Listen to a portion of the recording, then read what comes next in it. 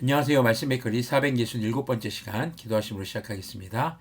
거룩하신 주님 감사합니다. 주님의 말씀을 묵상합니다. 성령님께서 말씀의 조명이 되어 주시옵소서. 우리 주 예수 그리스도님의 이름으로 기도합니다. 아멘.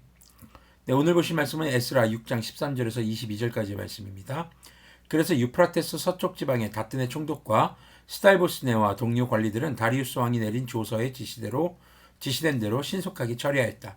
학계 예언자와 이또의 아들 스가랴가 성전 공사를 격려하였다. 유다의 원로들은 계속하여 성전을 지었고 공사는 순조롭게 진행되었다. 그들은 이스라엘 하나님의 명과 페르시아 왕 고레스와 다리우스와 아닥사스다의 칙령을 따라서 성전 짓는 일을 끝낼 수 있었다. 성전 건축이 끝난 것은 다리우스 왕 6년 아달월 3일이다. 그때의 제사장들과 레위 사람들과 사로잡혀갔다가 돌아온 사람들과 모든 이스라엘 백성은 기뻐하면서 하나님의 성전 봉헌식을 올렸다. 하나님께 이 성전을 바치면서 그들은 숫소 100마리와 순양 200마리와 어린 양 400마리를 바치고 온 이스라엘을 위한 속죄 제물로 이스라엘 지파의 수대로 순염소 12마리를 바쳤다. 그렇게 한 다음에 그들은 갈래별로 제사장을 세우고 무리별로 레위 사람을 세워서 모세의 책에 기록된 대로 예루살렘에서 하나님을 섬기는 일을 맡아보게 하였다. 자, 하나님께서는 다리우스 왕의 칙령을 통해서 성전 재건을 방해하던 모든 요소들을 없애주십니다. 그리고 학개와 스가랴 두 예언자를 통해서 성전 건축이 하나님께서 원하시는 것이고 또 그들이 성전 건축에 힘을 낼 수 있도록 주님의 말씀으로 격려하십니다. 자, 이런 상황에서 가장 중요한 바로 하나님의 말씀에 순종하는 자들은 성전을 재건하게 되고 그리고 이제 그 순종을 따라서 주님의 말씀을 따라서 순종하여서 모세의 율법 즉 하나님의 말씀대로 이제 모든 제사 예식과 또 제사에 필요한 레위 지파와 제사장들을 세우게 되게 되는 것이죠. 자, 이것은 바로 주님의 말씀을 따라 예배하는 바로 그런 이스라엘의 모습의 회복을 보여주고 있습니다. 19절부터 보면요. 사로잡혀갔다가 돌아온 이들은 첫째 달 14월의 유월절을 지켰다. 제사장들과 레위 사람들은 일제히 몸을 씻고서 정결 예식을 치렀다. 그런 다음에 레위 사람들은 돌아온 이들 모두와 동료 제사장들과 자기들이 먹을 유월절 양을 잡았다. 잡혀갔다가 돌아온 이스라엘 자손들이 그것을 먹었다. 그 땅에 살던 이방 사람들에게서 부정을 탔다가 그 부정을 떨어버리고 주 이스라엘의 하나님을 찾아온 이들도 그들과 함께 유월절 양고기를 먹었다. 그들은 이래 동안 무교절을 즐겁게 지켰다. 주님께서 아시리아 왕의 마음을 돌이켜서 그들에게 호의를 베풀도록 하셨으므로 그들은 힘을 얻었다. 그들은 주 이스라엘의 하나님이신 하나님의 성전을 다시 지을 수 있었으므로 한없이 기뻤다.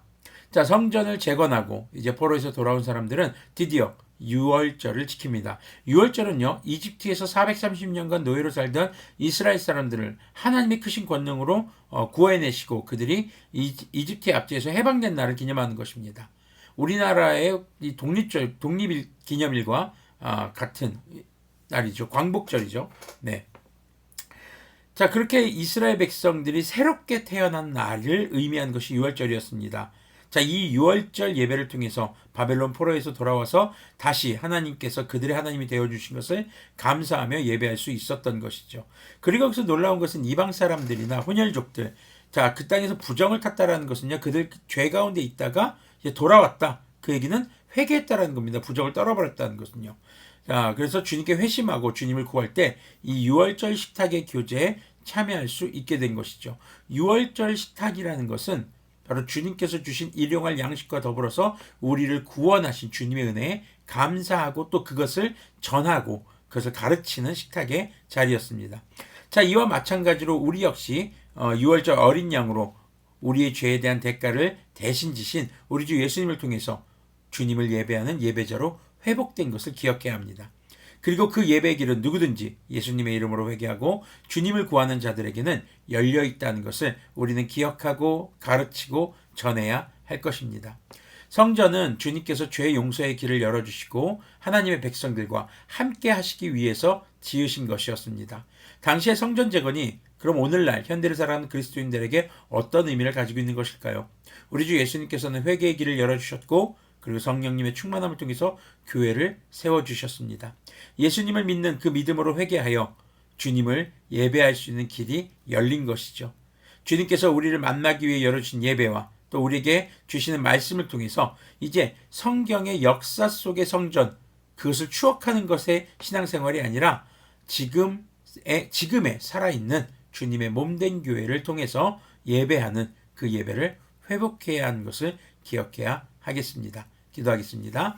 거룩하신 주님 감사합니다. 주님께서 열어주신 구원의 길, 정말 그 예배의 길을 따라서 이 땅 가운데 주님이 세우신 주님의 몸된 교회를 우리가 세워가고 그 교회를 통해서 또 예배와 복음을 전하는 선교의 길을 열어가고 세워갈 수 있는 그런 우리들이 될 수 있도록 긍휼을 베풀어 주시옵소서. 주님께서 우리에게 베푸신 은혜를 감사하며 우리가 주님을 예배할 수 있음에 다시 한번 감사합니다. 우리 주 예수 그리스도님의 이름으로 기도합니다. 아멘. 네, 오늘 말씀 제목은 문이 열리네요. 네, 주님께서 우리에게 예배의 길, 속죄의 길, 그리고 선교의 길을 열어주셨습니다. 이제 그 문으로 들어오신 우리 주 예수님과 함께 더불어서 세상 가운데 나아가는, 그렇게 복음을 전하고 예배하는 우리들이 되기를 소망합니다.